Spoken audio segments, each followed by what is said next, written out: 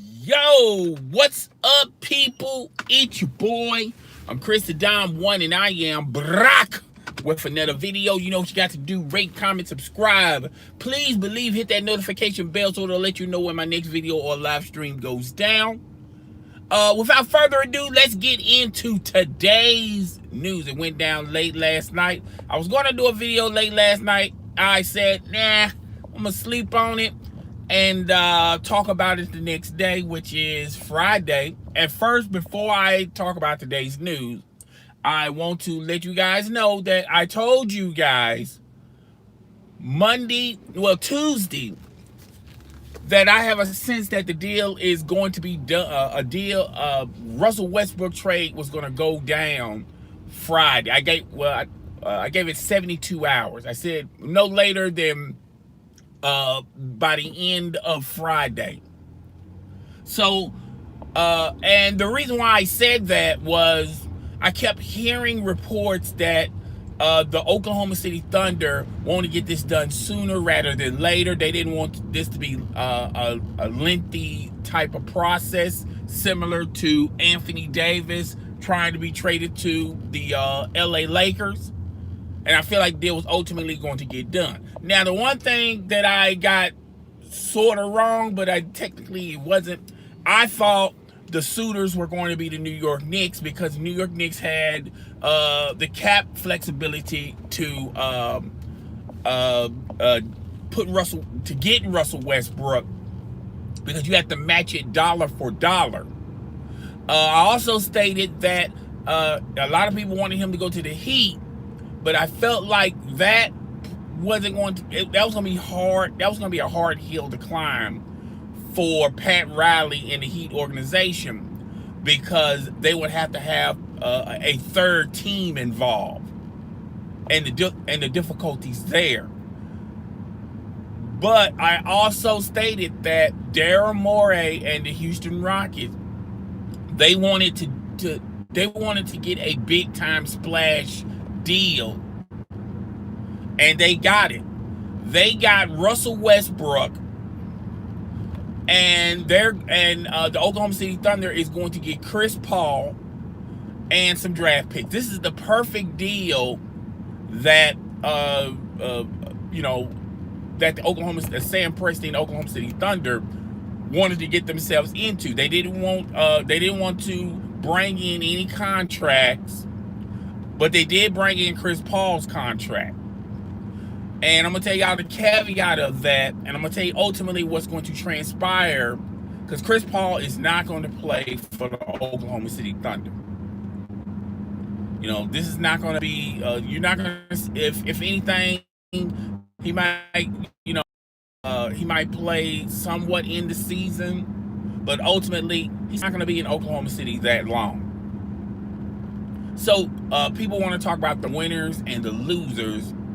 I, on the other hand, we're going to get into all that. I want to tell you guys what this means for the Houston and the Oklahoma City Thunder. As far as the Houston Rockets go, they didn't have to trade away Clint Capella, because once again, Sam Presti and Oklahoma City Thunder, they didn't want a lot of contracts. They just wanted the draft picks.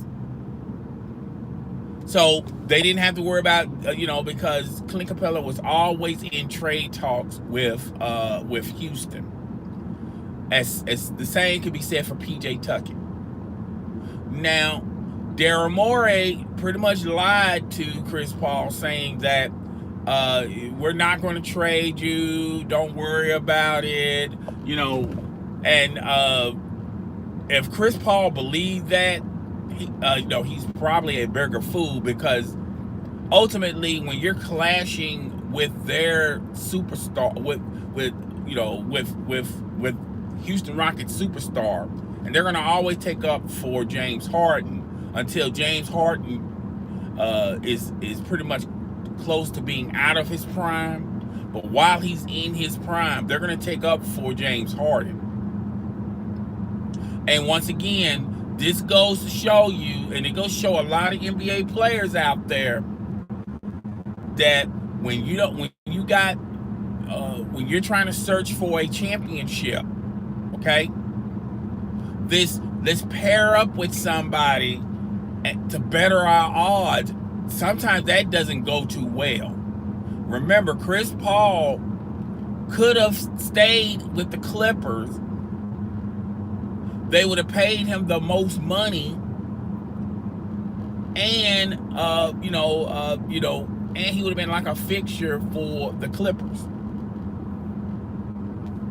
The Clippers, when they traded when Chris Paul wanted to go to the Rockets, actually the Clippers got better. They still went to the playoffs. Now they got bounced out in the first round. But remember, folks, when Chris Paul and Blake Griffin and DeAndre Jordan was over there, they would get bounced in the second round. And they got picks for Chris Paul. So be careful when you want to make these super teams, because sometimes it doesn't go too well. And that's pretty much what transpired and went down with Chris Paul. But let's get into this. Obviously, the Rockets, and I told you guys in a live stream, if this was going to happen, I really don't see how it's going to fit and work unless one of these two players say, for the team's sake, I'm going to sacrifice my touches. I'm not going to be, and I feel like either of the two, Russell Westbrook is going to do that. Now he's going to have James Harden on the wing. He's going to have PJ Tucker. I feel like this move will make PJ Tucker, if Russell Westbrook has that type of mindset. I feel like this is ultimately going to make PJ Tucker better. I feel like this is going to make Clint Capella better. I think it's going to make a lot of people on the Houston Rockets better if Russell Westbrook says, you know what, for the benefit for the team's sake, I'm going to sacrifice my touches. Y'all gotta understand, when it comes to usage rate, in the NBA usage rate, Russell Westbrook is 1 and James Harden is 2. So when usage rate means, possession of the ball, these are ISO players. Russell Westbrook is a two guard disguised as a point guard. The same could be said for James Harden, meaning they hold on the ball extremely long, and when you got ISO players, when you got one ISO player, it makes it rough for a basketball team. Particularly when the game slows down, when it becomes a half-court game, it makes it extremely hard to play alongside an ISO player with an extremely huge usage rate. That's just for one player. Now you're going to have two of these players who are ISO players who hold on the ball extremely long, and it's going to be very difficult. I feel like in the regular season, y'all going to see some marvelous things from Russell Westbrook as well as James Harden. But when the postseason comes, I feel like they're going to stumble, because unless Russell Westbrook comes in with the mindset of, for the team's sake, I'm going to, I'm not going to get so many touches on the ball. I'm going to get everybody in the right place. If Russell Westbrook has that mindset, and I feel like when the season starts, you're going to see they're going to win a lot of games. You're going to see a lot of scoring.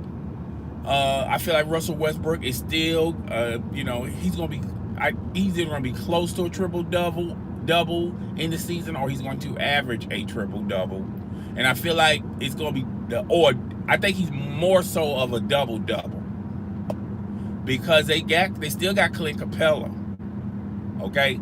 And he's got to get his touches. He's got to get his points with the putbacks, okay? And they're gonna design certain plays for Clint Capella and PJ Tuckett.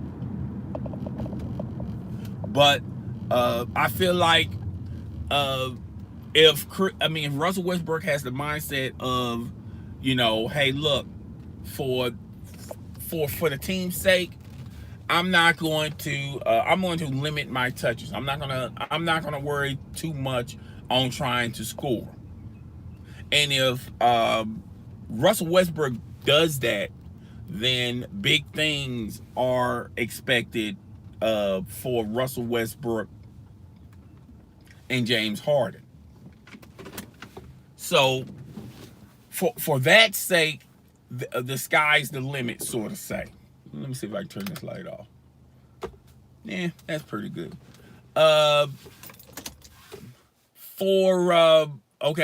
So from that angle, from the Houston Rockets, we can talk about that. Also, this sort of for at least a decade or more, it's going to the Houston Rockets are not going to, if this doesn't work, and when it's all said and done, Russell Westbrook, he's been in the league for 11 years, and James Harden, when they're pretty much out of their prime, it's going to make life difficult for the Houston Rockets, the fan base, the organization, Daryl Morey, because they don't have, because they pretty much, not only they mortgage their future, they pretty much sank their future as far as getting draft picks and assets. Now, there's a possibility that they can probably trade one of those players, but by that time, they're out of their primes, either Russell Westbrook or James Harden, who will be foolish enough to do that. That's another thing. So I feel like for a good decade or more, the Houston Rockets, they're not going to get better through the draft. They're going to have to sign free agents in the free agency period if they want to continue to go to the playoffs, if they want to continue to have success. Now let's look at the Oklahoma City Thunder's side. Obviously they get the draft picks that they want, Sam Presti and Oklahoma City Thunder organization, and they're pretty much rebuilding. This is their rebuilding period, and they got a plethora of draft picks. A plethora of draft picks. So Sam Presti and Oklahoma City Thunder, they're going to really do their due diligence, and they're going to start building the team from the draft. The Chris Paul angle, he's not going to be with. This is not an important fixture for the Oklahoma City Thunder. They're gonna pretty much, and they already stated that they want to trade Chris Paul to his team desire. But once again, they're in the same boat, in the same situation with Russell Westbrook. They have can the New York Knicks go out and get John who? John who? I don't know who. I don't know who you was talking about. See, I don't understand, man. On some days I can pull up. You're gonna have to text. It said John something. I don't know. Okay, so once again, the Thunder is in the same boat, in the same position as they was with Russell Westbrook with his salary. Now they got the salary of Chris Paul. How many suitors, how many takers want Chris Paul? They would love to have Chris Paul, but not the contract of Chris Paul. And I feel like what's going to transpire, what's going to happen, because all the big money is pretty much gobbled up, eaten up. When you talk about the Detroit Pistons, when you talk about the New York Knicks, yeah, they have some cap flexibility, but are the New York Knicks interested in Chris Paul? They were before the NBA draft, but now since they're in a completely new direction. I don't think there's no interest for Chris Paul going to the New York Knicks. What about if he wants to go to the Detroit Pistons with Blake Griffin and those cats down there in Detroit? That might be a possibility for Chris Paul to go. But other than that, there's really, when you look at the NBA landscape, there's really not a lot of teams clamoring for Chris Paul. Once again, there's a bunch of teams that would love to have Chris Paul, but that Chris Paul contract, they don't want it. So what's going to transpire is they're going to try to see if there's any takers that want to trade for Chris Paul, and they're going to have 30 days to figure out who wants Chris Paul, because he had to stay on the Houston Rockets, and he just got traded. He just got traded to the Oklahoma City Thunder. So he's going to have to wait a while, as far as getting the contracts matched up. And you have to, I think there's like a time limit where once you get traded, you just can't turn around and get traded again. I think that's how the NBA rules and regulations work. And by that time, they're going to try to figure out a suitor for Chris Paul, but there's really not a lot of suitors out there. Okay, because all the money is dried up. Nobody don't have money still left, and then the teams that do have money, they're not contending for a NBA title. Okay, so I don't think the Knicks are a viable option, because I don't think the New York Knicks are going that direction. They pretty much have cemented where they want to go. And when you look at the Detroit Pistons, he'll be paired up with Blake Griffin. I think that's, they know each other. And, that will increase the odds of the Detroit as far as getting into the playoffs. I don't know if they can go any deeper beyond that. But there's really no takers for Chris Paul because of that contract. What's basically going to happen is Chris Paul is probably going to be his contract. He's going to probably have to take a buyout from the Oklahoma City Thunder. That's pretty much what's going to happen, because there's not a lot of suitors that's interested in Chris Paul in that huge contract, and he's going to go on to the waiver wires, and then a contending team will probably pick him up. Maybe the Lakers. Now, there's reports out there that the coaching staff of the Los Angeles Lakers, remember when LeBron James said that he's going to play point, and that's a surprise to the coaching staff of the Los Angeles Lakers. They were not aware of it. So, translation, they didn't even come to this conclusion. It was more so LeBron James coming to this conclusion that he wants to play point. I feel like if Chris Paul go on to the waiver wires, of course he wants to hook up with his buddy LeBron James, and him joining the Los Angeles Lakers, they got a point guard. LeBron James can play his position, okay? And I don't see why the Lakers wouldn't want Chris Paul, or the Clippers. The Clippers maybe John Wall. There you go. I don't know why I was thinking John Wick when I I was saying John. Who the hell is he talking about? Is he talking about John Stockton? Johnny Gill? I'm just playing about Johnny Gill, but I thought John Wick. Okay, John Wall. I think ultimately they're stuck with John Wall, the Wizards, because of the same situation when I told you about Chris Paul. The money is pretty much dried up. I mean, nobody now. As far as John Wall, there are suitors, but they'll be under that same premise of the same premise of Russell Westbrook. You will have to match the trade dollar for dollar, meaning that they're going to have to take on some contracts to make this work. I don't see it. I think the Wizards are stuck with John Wall, and two, I don't see anybody that's interested in John Wall. Now, I remind you, last season, before the trade deadline, there were teams that were interested in John Wall, contending teams that were very interested in John Wall.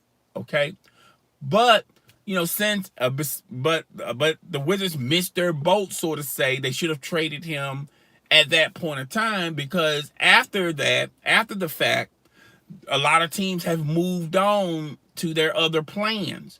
I've heard reports that John Wall was going to the Denver Nuggets. I've heard reports that John Wall was possibly the San Antonio Spurs were sort of kicking the tires around John Wall, but you know, and the Utah Jazz. I heard about the Utah Jazz one, but that was like last season. Okay, since then I haven't heard anything about John Wall. Okay, I think the Wizards are stuck with John Wall. I don't think the Knicks want John Wall. They definitely don't want John Wall. When you look at the contending teams, uh, the Lakers, I don't see the Lakers wanting John Wall. Okay, so I think that boat has passed. That boat has sailed. Can the Knicks go out and get John Wall? No, the Knicks don't want John Wall.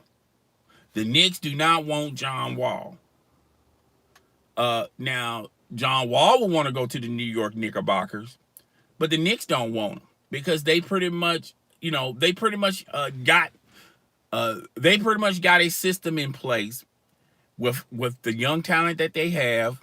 The Knicks know that what they have on their roster is not going to be enough to compete and contend to win an NBA championship. Okay, but if you look at their young core, they drafted very well with their young core. Okay, and the recent signings that they gotten in this free agency, it's clear when you look at it, when you look at their nucleus, it's a young nucleus. Okay, so the Knicks are sort of on this. They're sort of rebuilding, but at the same time trying to put their best roster, out there. And with they drafted very well.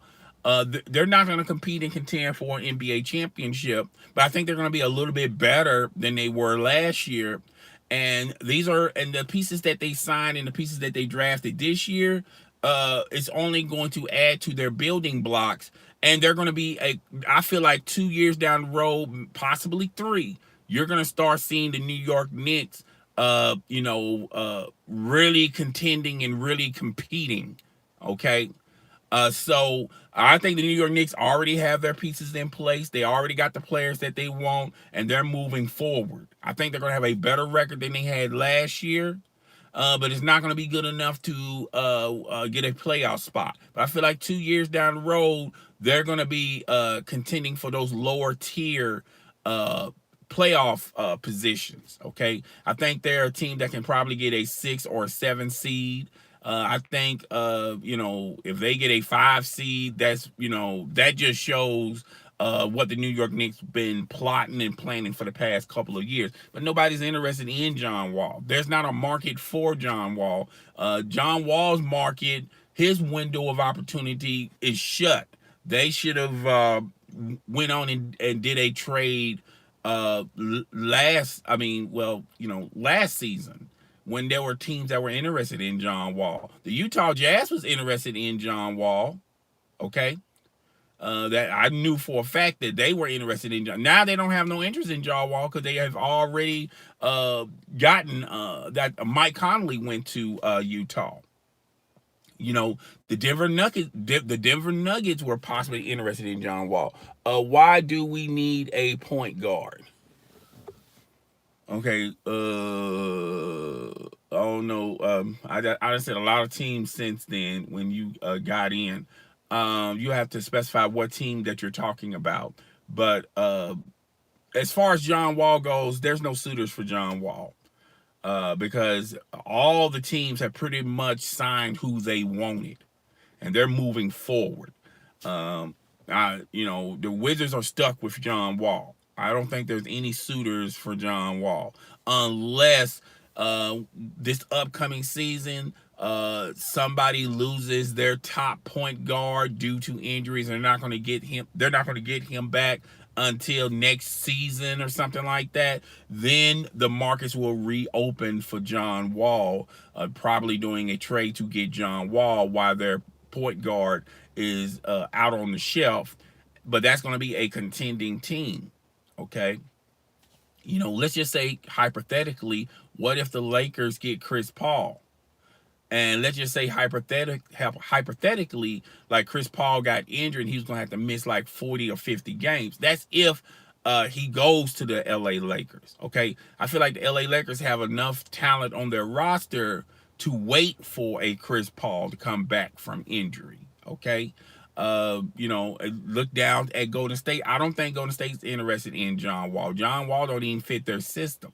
Okay. I mean, I just don't see any suitors for John Wall. I think John Wall, as right now, today, there's no interest, no desire to trade for John Wall. He's stuck with the Wizards unless something happens down the road in this upcoming season. Then the interest will spark up and heat up for John Wall. Okay. Now somebody said something about why would we need a point guard. I think you was referring to the New York Knicks. I don't think the New York Knicks want John Wall. Okay, because I think they already got their roster in place, and they've been doing everybody's sleeping on the New York Knicks. The New York Knicks have drafted well. They have signed the right key free agents, okay, and they're going to have a better record than they had last year. The New York Knicks need a point guard desperately. I don't think so, man. But they wouldn't. Okay, let's put it this way: the New York Knicks having a veteran point guard is will be a blessing in disguise. It will be a good thing. But you have to understand, why would you trade for John Wall? Because if you trade for John Wall, you're going to have to give up assets to get John Wall. I feel like the assets that the New York Knicks have in place right now are good assets, and they should keep these assets. Also, there are plenty of point guards that are available in the free agent market that if the New York Knicks want to sign these players, it be no problem. They got plenty of money under the salary cap.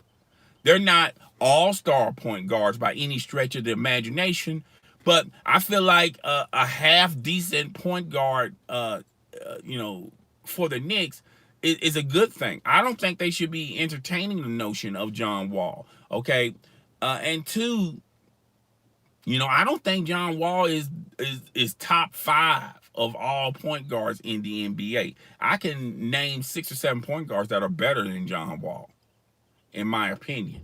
Okay, that's why they were interested in Chris Paul. They was interested in Chris Paul. Remember, before the trade, before the NBA draft, there was a growing speculation that Chris Paul was going to go to the New York Knicks. The New York Knicks was going to trade for Chris Paul. Okay, where were the John Wall interests then? Okay, then the reason why that deal fell out because Daryl Morey got a little too greedy. If he would have just kept it as presently constructed, Chris Paul would have been a member of the New York Knicks. Okay, but that's neither here nor there. But they was more interested in an agent Chris Paul with a huge contract than John Wall. There was no interest nor desire. I don't think a lot of teams are looking at John Wall. That's just my opinion. I don't think there's a lot of interest there. And you can get a point guard, a below average point guard that can probably contribute to your team more than John Wall. It's just the way it is. When you got a player and he's heating up in trade talks, you need to hurry up and trade that player like right now, because it only takes a couple of hours until that heat stalls off, and then there's no desire there. There's no interest there. Okay, that's all I can say about the John Wall thing. But I feel like if James Harden and Russell Westbrook going in says, look, I'm going to sacrifice some of my touches to ultimately make this team better, then I feel like it's going to work. But you're talking about two players with huge When you talk about two ISO players with a usage rate with the ball that is huge, and now you got both of them on one team. One of those players is going to have to sacrifice their touches, and I feel like it's going to be Russell Westbrook. I don't see him averaging. I will see him ever so often getting a triple double, but I feel like he's going to get more double doubles. And the reason why I feel like he's not going to get a triple double because you got Clint Capella still down below, and he's got to get points. And other than the few screens they set for Clint Capella to score, the majority of his points are touchbacks or putbacks. So as far as him down low getting the rebounds all the time like he did with Oklahoma City Thunder, I think even though his stat line is gonna be great, for the Houston Rockets. And like I said, in the regular season, they're gonna win a lot of games. They're gonna do a lot of amazing things. But once the postseason starts, they're gonna have the same problem like they had with Chris Paul. When it comes to half-court game and the games are slowed down, that's where the Houston Rockets struggle. And that was with Chris Paul. Okay, there's gonna be some growing pains, some lumps and bumps along the way, but I feel like this clearly projects the Rockets' odds increasing as well. As far as going into, they was always going to go into the playoffs, but how far they was going into the playoffs. Okay, so we have to wait and see how that transpires when Russell Westbrook gets there.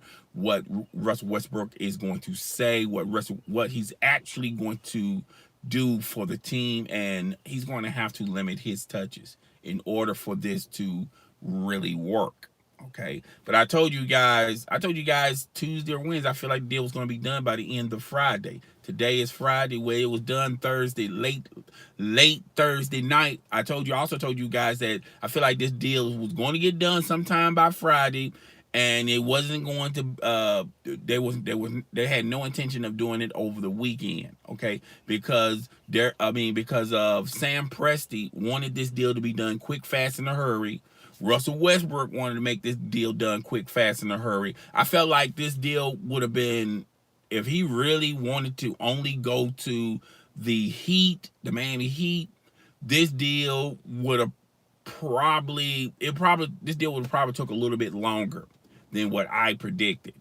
But I was looking at the landscape of teams that had the salary cap space, sort of say, to put Russell Westbrook contract in place. And I was saying to myself, there's like at least 3 teams that can do it like that. And I said the Detroit Pistons, the New York Knicks, okay? And I also said the only way the Houston Rockets were going to do it if Chris Paul was in the deal, okay? So Chris Paul going to the Oklahoma City Thunder, he's not going to be he's not going to be playing for the Oklahoma City Thunder much longer because they're trying to trade Chris Paul to his desired team. What ultimately going to transpire is one or two things. Either they're going to trade Chris Paul to a team that's probably not contending, or they're going to buy out Chris Paul's contract, which I feel like that's pretty much where they're going to go with Chris Paul. They're going to buy him out. And he's going to he's going to go through the waiver wires, and he's pretty much is going to sign. He's probably going to go back to. He probably either going to the Lakers because of his friendship with LeBron James, okay, or I can possibly see him returning to the Clippers, like his swan song, sort of say, and play alongside Kawhi and them. Even though Patrick Beverley, has really improved in the point guard position with the Clippers.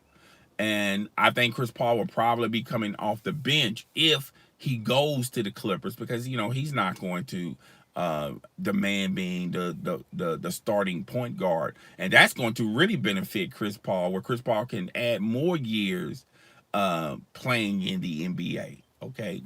But that's all I got to say about that.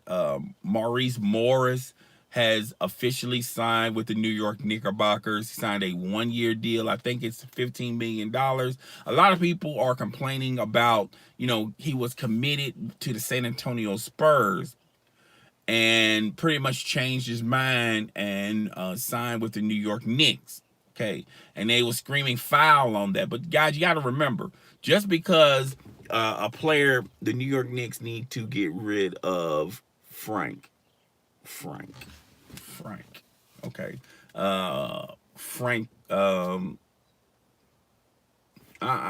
man, who the hell is Frank? Damn, I gotta think, man. Let me think on that, man. I don't know who the hell is Frank. Yeah, y'all gotta give me names. The whole name, right? But what I was saying, yeah. So the Knicks, by them getting Maurice Morris, I feel like that's that's going to really bolster their roster because you got veteran leadership, okay, and it's a 1-year deal, and it's not going to really hurt your salary cap. And once again, it's those particular signings that the New York Knicks have been doing that really improves the roster. They're not big name signings. They're not big name acquisitions. They're not names that were highly coveted and highly demanded for other teams out there. But that, once again, that's another piece that when if you look at the pieces individually, you might laugh at the signings that the Knicks have been doing thus far. But when you look at them collectively and you look at them as in a team concept, it really it really bolsters the roster of the New York Knicks. And I feel like they're going to improve their wins this year. I don't think it's going to be is it going to be enough for them to get a 7 seed? I don't want to put my name on that, but I will say that they're going to have a very good record, and it's only going to add for what they're going to be doing down the road. And I feel like next season they're going to probably be contending for a playoff spot, even though it's going to be the low seed. Okay, but I like the acquisitions the New York Knicks have made thus far. They didn't, they're not making moves just to impress people in the newspapers or on social media. They're making moves that really helps their roster, in my opinion. But they've been making some real good, serious moves. And I will say this one thing. I like the New York Knicks roster than the Brooklyn Nets roster. Let me repeat that. I like the pieces that the New York Knicks have signed this free agency through the NBA draft, as well as last season. I like those acquisitions than the Brooklyn Nets. Here's why. The Brooklyn Nets are built for the next 3 to 4 years. Okay? They're going to have Kyrie Irving and they're going to have Kevin Durant. But they got them on short deals. They only got them on 3 to 4 year deals. So this is, so you're not going to have these. There's a possibility that you might not have one or probably both of them for after the 4 years. Okay? And when you look at their draft picks, I mean, it's not like they can build through the draft. There is a report that's going on that the Miami Heat is going to sign here I can do it now. There's a report going on where the Miami Heat is with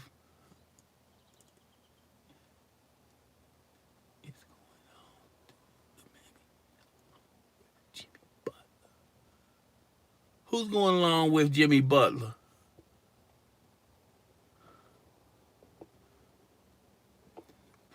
Going on with the Miami Heat along with Jimmy Butler. Yeah, you're going to have to add some more contact there, man. I haven't heard anything. I haven't heard anything from the Miami Heat and Jimmy Butler. I thought all things were, he just signed there, so I don't think the struggle is real. I don't think Jimmy Butler's having second thoughts of signing to the Miami Heat. But they definitely going to need someone to pair up alongside Jimmy Butler. And I get into that. Chris Paul is going to the Miami Heat alongside Jimmy Butler. Got you, bro. Let me think on this.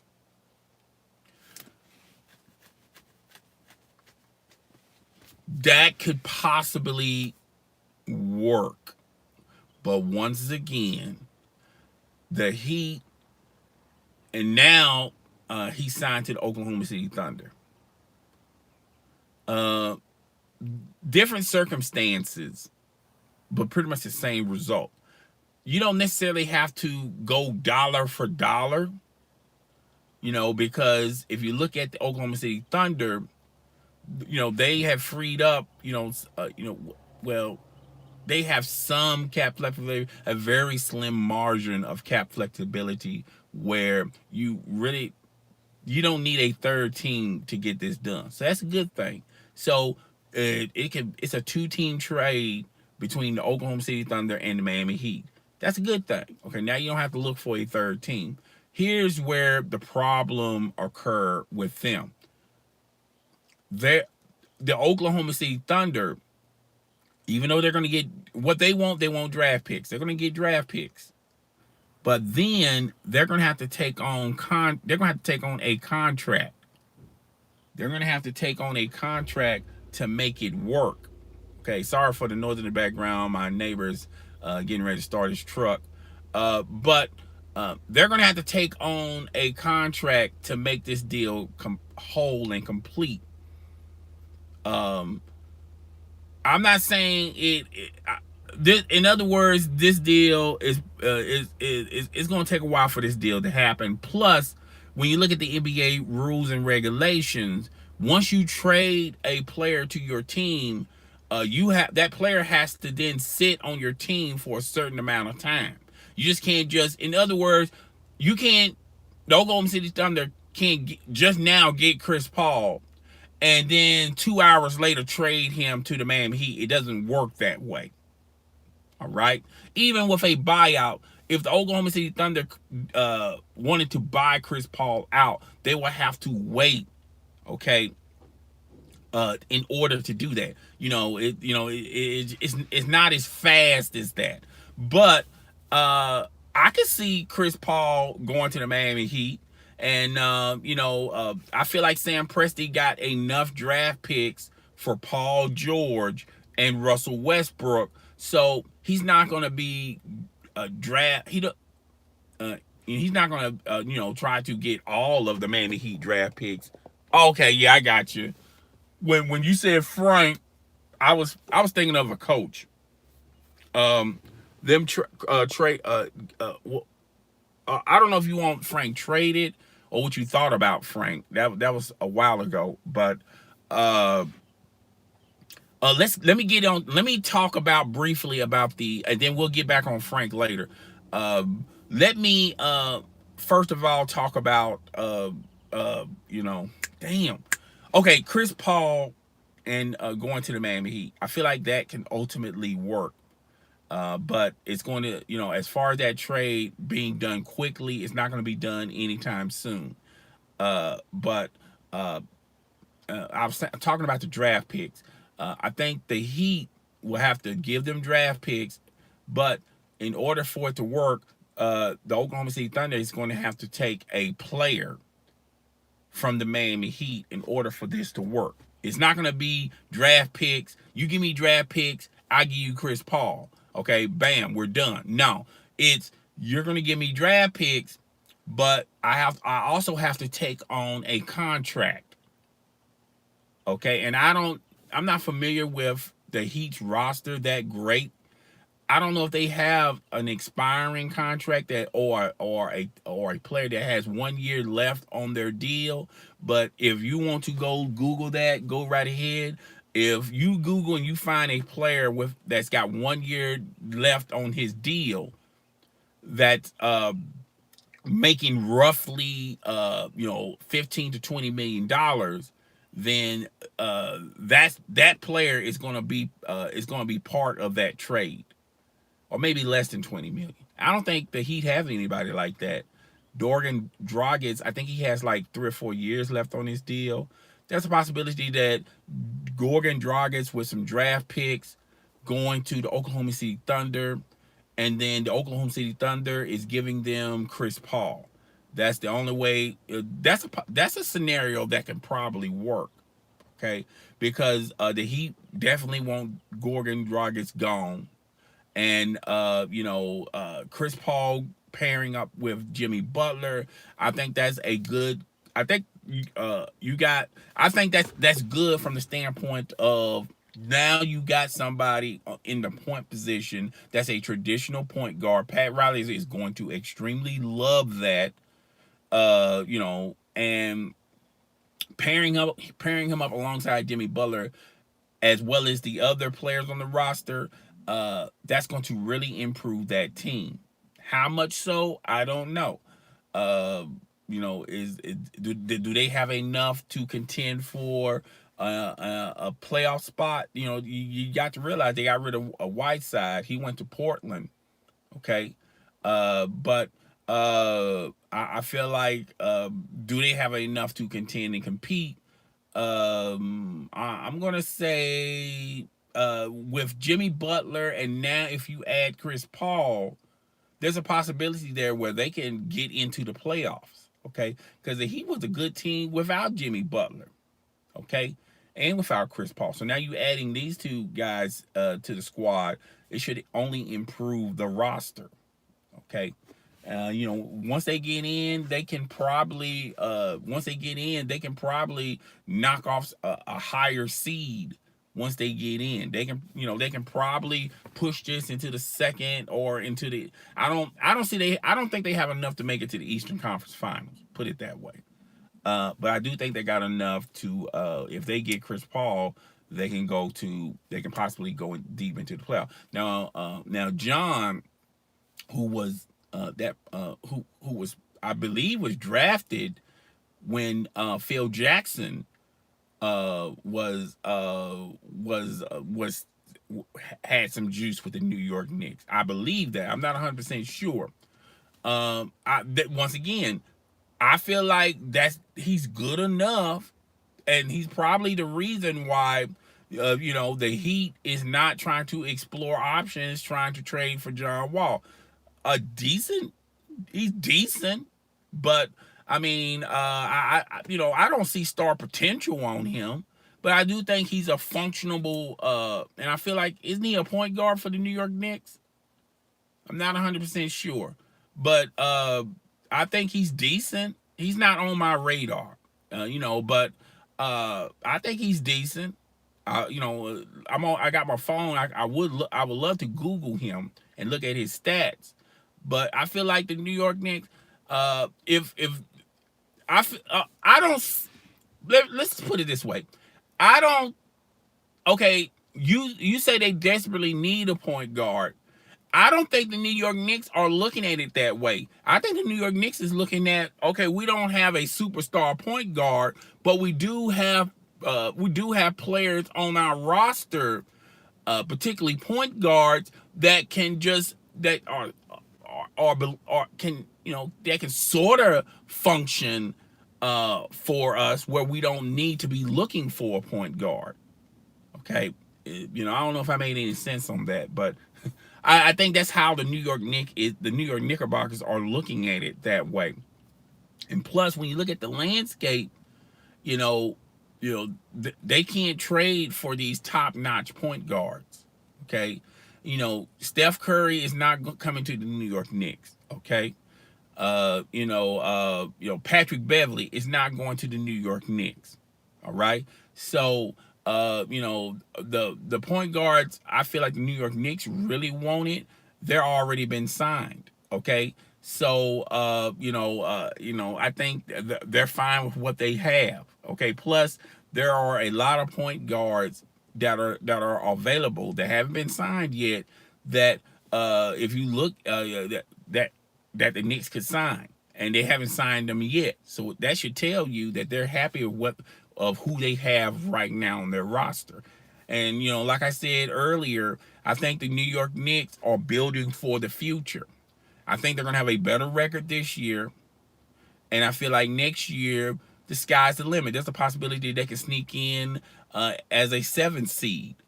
As far as the Heat go, if they get Chris Paul, that really that really boasts their odds as far as going into the playoffs.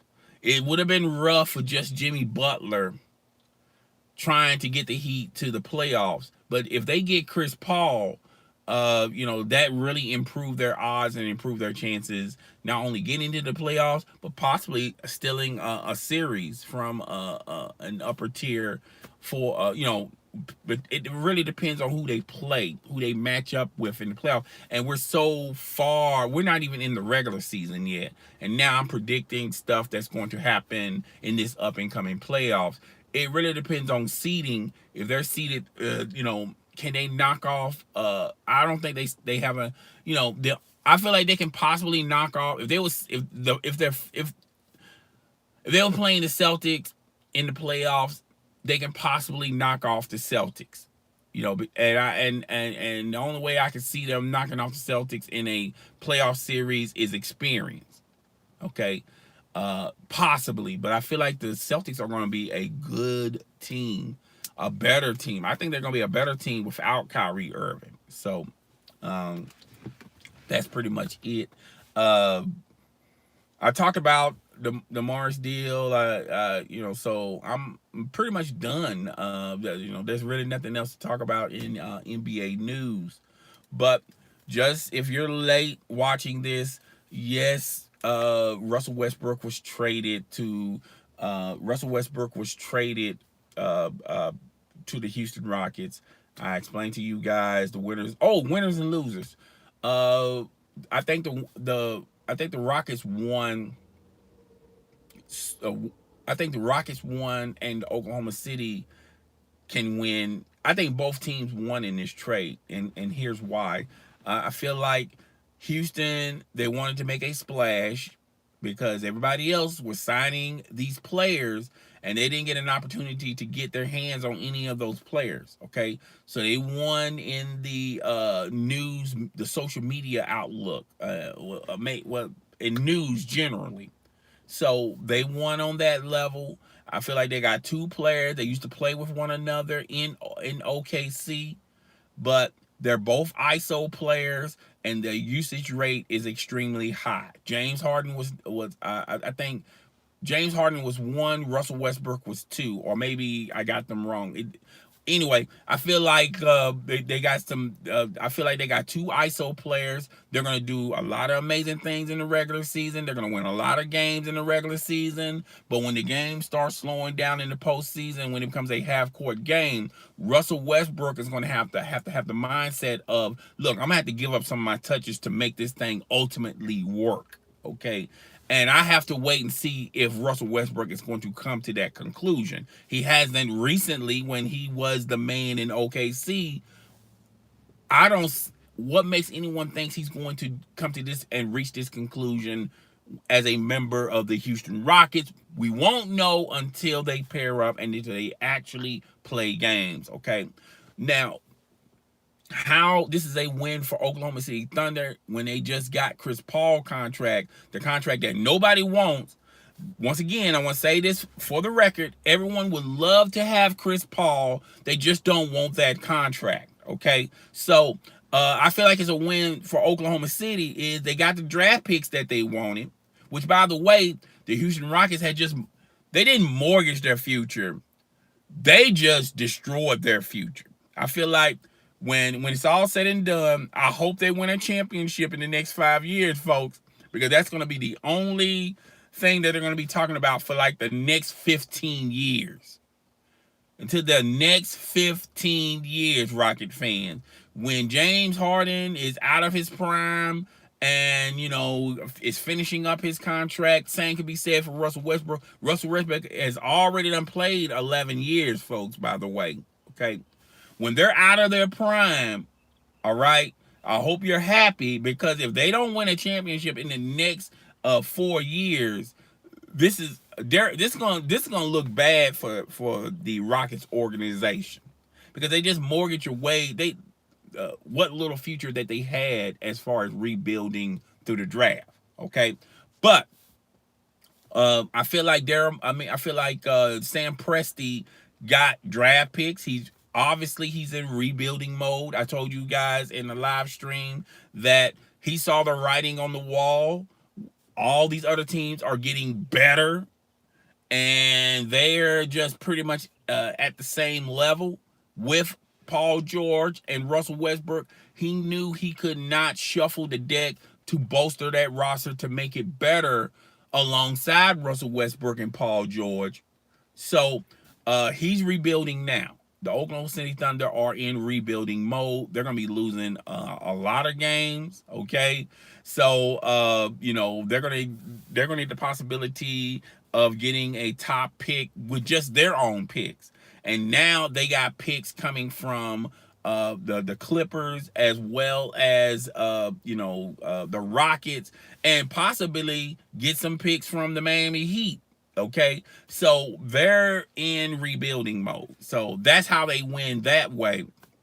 But I feel like if they can find a suitor for Chris Paul and they get draft pick, if they only get draft picks, okay, where they don't have to sign someone else's, they don't have to bring in someone else's trash. If all they get from a Chris Paul trade is draft picks, then they won. They won. I would give the nod to the Oklahoma City Thunder more so than the Houston Rockets. The Houston Rockets are here. If the Oklahoma City Thunder find a trade partner for Chris Paul and all they get is draft picks, then they're up here. They clearly won this draft. Okay, that's just my opinion, because now you got two players who are ISO players who want the ball, who can't play, who can't function without having the ball in their hands. Now they're on the same team. Like I said, in basketball, it's extremely difficult when you got one ISO player on your team that wants the ball. It's extremely difficult to win under those circumstances. It's nearly damn near impossible when you got two ISO players wanting the ball and their usage rate in the NBA is sky high, 1 and 2. All right, there's not enough balls, not enough touches, not enough possessions that's going to satisfy either Russell Westbrook and James Harden. But I feel like out of those two players, Russell Westbrook will probably come to the conclusion that, look, in order for this thing to really work, I'm going to have to do some sacrificing. Like, remember when when LeBron James joined D Wade, and then they tried to, that first year there was experimenting where, LeBron takes over in certain games, then D Wade take over in certain games, and you know what wound up happening? A playoff. They went to the finals, lost to the Dallas Mavericks, and then D Wade said, "You know what? That's not going to work. Okay, we just need one person. You're gonna be the man, LeBron. I'm gonna take a step back. I'm going to go on your lead." Okay, and when they did it that way, they won a chip. Okay, so Russell Westbrook is probably going to walk up to James Harden and say, "Hey, look, man, you're the man here. I'm going to relinquish a lot of my touches. Whatever you say, go. You're the boss. You're the leader." Okay. If James Harden has that mindset, the Houston Rockets probably could sneak around and win a championship. And what better odds they have if not this year? The Golden State Warriors are, they're struggling. They don't have KD. The Brooklyn Nets signed KD, but they don't have KD for this year. Okay, so why not now? They might sneak around. Even though I feel like the Clippers are going to win the chip, there's a possibility they can probably win a series with the Los Angeles Clippers. There's definitely a possibility of them winning a series with the Lakers. Even though the Lakers, when you look at their when you look at when you look at their small forward, power forward, and center, they're it's pretty solid and pretty stacked. But when you start looking at the point guard position and the two guard position, that's where they struggle. Okay, not only scoring but defending. Okay, so there's a possibility that they can win a series with the Los Angeles Lakers. I feel like this is going to be the year. If the Rockets don't make it this year, then I feel like their odds are going to be shrunken a year down the road, 2 years down the road, 3 years down the road. Okay, particularly when these other teams have already got these guys under contract, and then they add more pieces here and there. And when you look at the Rockets, the only way they're going to be able to add pieces alongside Russell Westbrook and James Harden, they're going to have to get rid of some of their pieces, like a PJ Tuckett, a Clint Capella. Those are going to be the next guys that's going to be on the chopping board. Clint Capella has been on the chopping board since the beginning of time. I mean, every freaking season, all Clint Capella does is just go in and produce, go in under bad and under circumstances and still put up the stats despite playing alongside someone whose usage rate is #1 in the NBA, which is James Harden, playing under those circumstances and still perform at a high level. And the gratitude that the Houston Rockets give him, they're putting him, he's always in trade talks. Okay, so that's all I gotta say. I really do appreciate everyone that's watching. Please hit the thumbs up button if you can. I really do appreciate that. That really helps me out a lot. Now, 90% of my audience watches the re-air. I don't think anybody's gonna watch all the way through 60 minutes. I didn't know I've been talking for 60 minutes. Okay, that just goes to show how little I look at the time. But I really do appreciate everyone here. Hey, dude, I appreciate your comments. You always come in with a positive attitude. You always come in, you give me questions, and I try to answer them to the best of my ability. But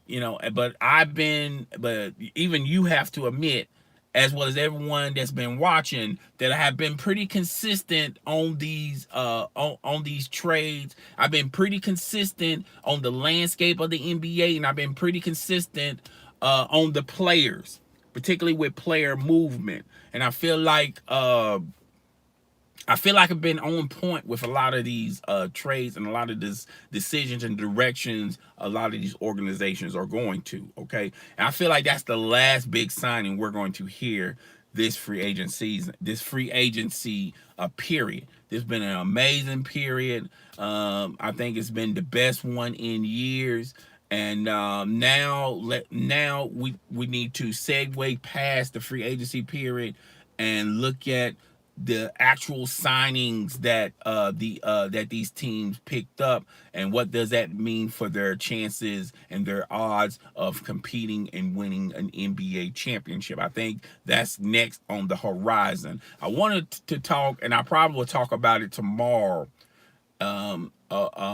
His name is, I believe his name is Melvin Gordon, the running back for the San Diego Chargers. I want to do a little bit more research before I get into that discussion, and I'm going to tell you how ultimately how this is probably going to be bad for the NFL, and ultimately why the Antonio Brown trade.